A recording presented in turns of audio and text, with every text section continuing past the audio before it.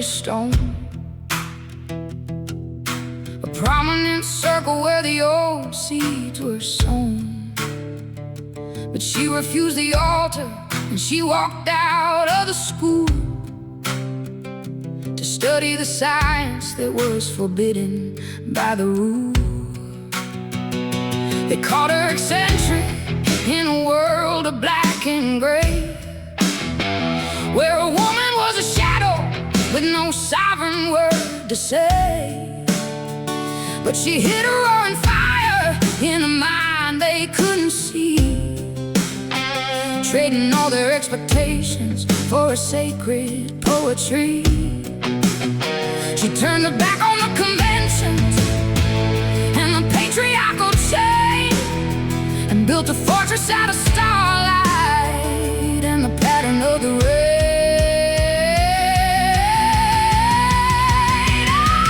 30 years of wisdom, she retreated from the crowd, a great recluse who whispered while the city shouted loud.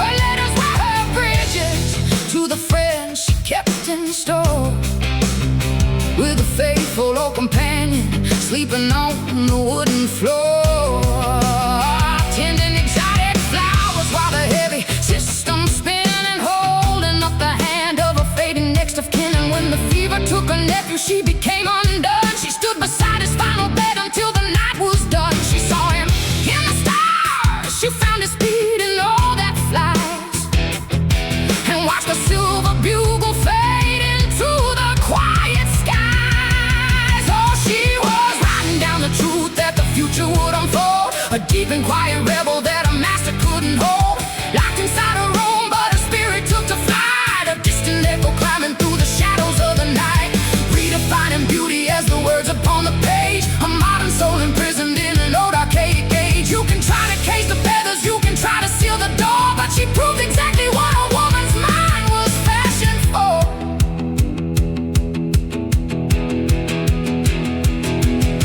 1800 anthems hidden safely in the chest, dedicated to the woman she loved best. They tried to burn the pages, tried to alter every line to fit the ancient rules of a masculine design, but the truth is like a river that will always find the sea. And decades later woke the world in perfect purity. She refused the submissive role, she refused to wear the ring, to be a servant to a master or a lesser fragile thing. She established that the mirror is a kingdom of our own. We define our own beauty, we are rulers of the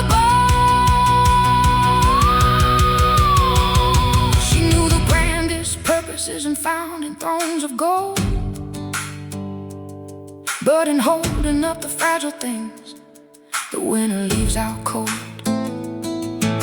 To catch a falling robin and to guide it to the tree, to soothe the life of sorrow with a silent empathy. If a single heart stays mended by the verses that she gave, then her isolation conquered every boundary of the grave. Oh, she was writing down the truth that the future would unfold, a deep and quiet rebel that a master couldn't hold, locked inside a room, but her spirit took to flight, a distant echo climbing through the shadows of the night, redefining beauty as the words upon the page, a modern soul imprisoned in an old archaic age. You can try to cage her feathers, you can try to seal the door, but she proved exactly what a woman's mind was fashioned for.